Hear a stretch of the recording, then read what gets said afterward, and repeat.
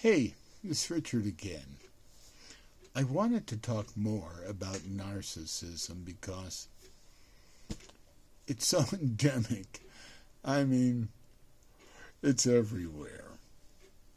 And I want to begin with just a quick prayer. Father, show us how narcissism keeps us from accomplishing the call of God on each one of our lives. Make us accountable, Lord, to the higher calling. Lead us, Lord, into a greater path of reconciliation with God, our Creator. I don't know if you've ever heard the word solipsism. Well, it's a delusion. It's the absurd philosophical presupposition that because knowledge is so personal, your experience is all there really is. Solipsism is the belief that self is the only thing that can be known. Self, it's your only reality. There's nothing else to go on. There's no law. I mean, it's a form of mental derangement, actually. I mean, if you take it seriously, it's a profound mental disorder. I mean, if liberalism is a mental disorder, solipsism is its presupposition. And you see it on university campuses demonstrated and acted out as a presupposition. James in chapter 4, verse 7 says, "Submit yourselves therefore to God, resist the devil," and the good part, "he will flee from you." It's, the Flip Wilson, "Get thee behind me, devil."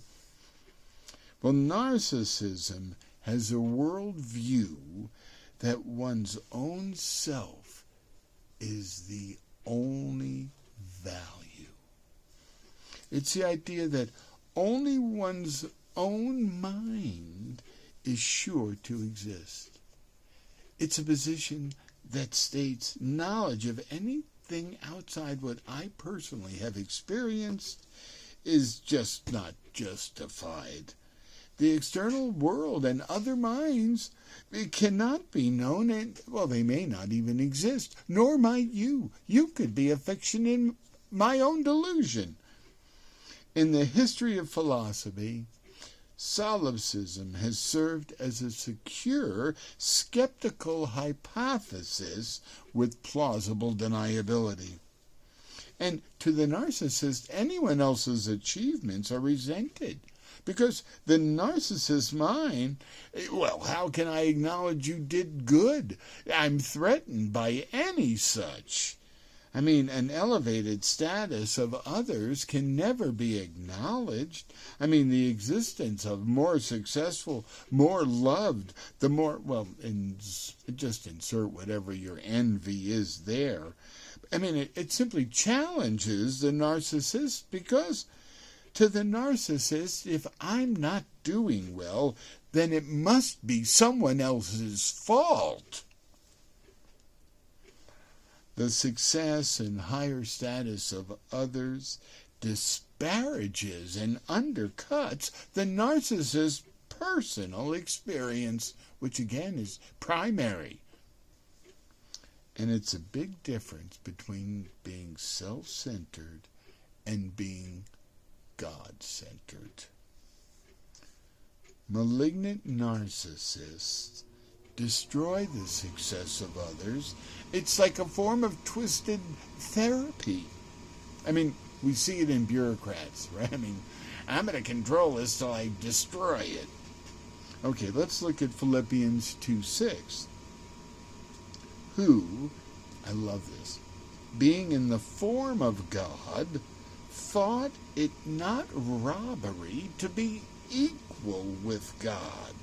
Now, this is the Bible view of the narcissist's deceit. I mean, the individual becomes God, and God becomes an illusion. If the mortal I am is all I can grasp, they become a mortal God in their own mind. And then they turn out to be spiteful, selfish, and vicious to boot. I mean, the mindset being given over to a reprobate mind, a life of meism, I mean, it totally contradicts the life of Jesus. Again, do you covet your me time, or are you living a life of prayer? I mean, do you pray at all? I mean, do you lay down your life for your friends? I mean, it could mean just visiting a shut-in, or just being kind, feeding the hungry, or crying for the hurting. I mean, it doesn't always involve death, but it will always require a bit of sacrifice and actions of service one to another. Luke 12:37 said, "Blessed are those servants who the Lord, when he cometh, he shall find watching. Verily I say unto you, that he shall gird himself and make them to sit down to meat, and will come forth and serve them." He, in that scripture, is spoken by the Lord himself. Wow, he's going to serve us lunch. He serves those that serve him.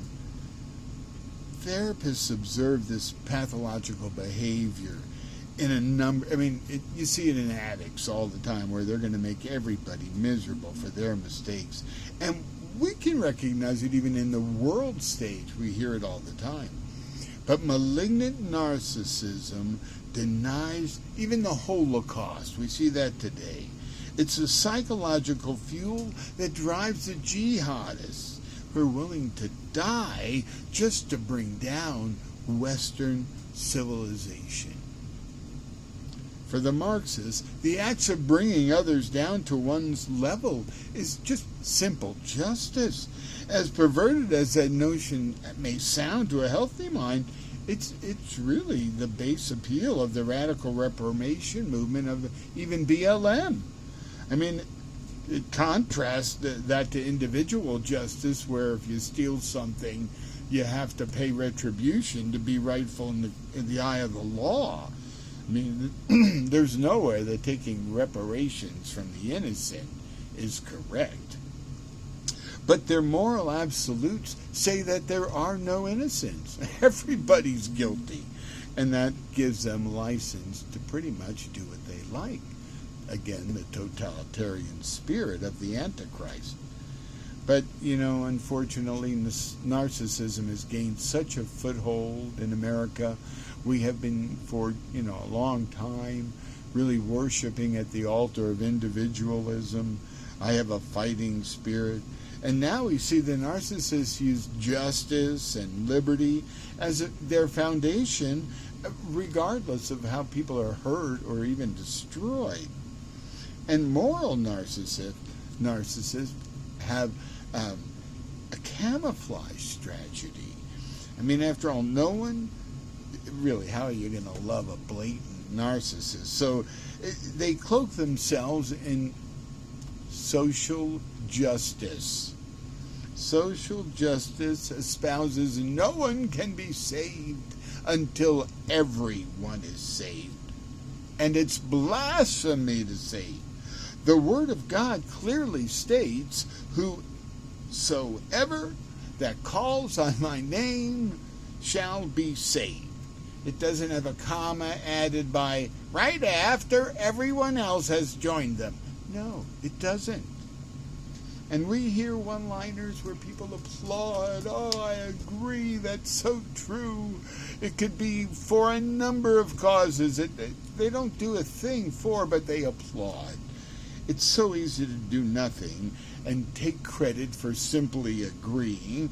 They do nothing to make the world a better place. They add as much as a bumper sticker, but do nothing. As long as it requires me to do nothing, I will affirm it. But no sacrifice. Please, don't ask me for anything like sacrifice. I'd like a bumper sticker that says, "Visualize your next meal. Now eat it." Oh, let's look at Malachi 3:8. It says, "Will a man rob God? Yet you have robbed me. But you say, wherein have we robbed thee? In tithes and offering." Club Narcissist does not tithe. They live comfortably.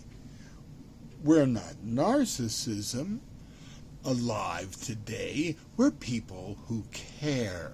We don't do anything, but we care. And they want to prove that they care more than you. Even if you bring sandwiches to the poor under the bridge, they're going to say, you could be poisoning them. We don't know what's in that sandwich, and we've seen it. It's bargain basement humanitarianism with a self-righteous tint of superiority, but no sacrifice or service. They complain while doing absolutely nothing to improve anything. Let's look at James. I mean, James was a demanding guy, and for many years, I really wasn't that attracted to him because he was just so demanding. In chapter 2, verse 18, "Yea, a man may say, thou hast faith, and I have works. Show me thy faith without thy works, and I will show you my faith with and by my works." I think that's humble. In verse 20 he says, "But wilt thou know, O vain man, that faith without works is dead." I mean, regardless of how much you boast, it's still dead. In verse 26, "For as the body without the spirit is dead, so faith without works is dead also." You see, the moral narcissist equates standing for as the equivalent of doing for.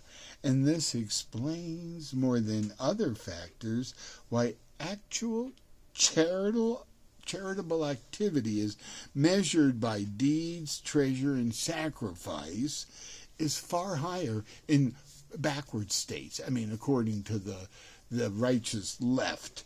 The number one state in giving, Arkansas. It's like number 50 in income, but it's number 1 in per capita giving. And the number 2 and 3 rankings of income, it's unbelievable. All the backward state, Arkansas, Oklahoma, Louisiana, are like 1, 2, 3, 4. And the richest, Connecticut, claims the highest income per person, but it ranks 44 in terms of giving. I can just hear them saying, "Can you imagine giving 10% of my income away? That's a staggering figure." I do what I can. Now, New Jersey and Massachusetts are even stingier, number 47th and 49 respectively in giving, despite them being number 2 and 3 in income. I mean, the heart of man is wicked. And I want to point out the socially conservative states that are pro-life, they're also financially conservative. And they regard debt as a form of inflation on the poor. In Ecclesiastes 10:2, one of the, you hear it all the time, a wise man's heart directs him to the right, but the foolish man's heart directs him toward the left. As I close, I just want to tell you a story about inflation. I can recall my dad having a paycheck of $50 a week. We owned a home at 1624 South 24th Avenue in Hollywood, Florida, back in 1954. And we lived with food on the table, and my dad drove a late model car. $50 a week. Now, don't tell me inflation isn't real. Narcissism gobbles up everybody's enthusiasm for life and steals your very soul for those who have it. learn how to surrender to the Lord. And they said to one another, we're verily guilty concerning our brother, in that we saw the anguish of his soul when he besought us, and we would not hear. Therefore has this distress become upon us, in Genesis 42:21. Well, it's been a pleasure. God bless you. Don't forget Friday night, even if you have to shovel the snow, if you don't have a seat for the summit at Oasis Church, tune in to oasiswired.org and be blessed. 7 o'clock Friday night. Come out and fight the snow. It's going to be great. God bless you.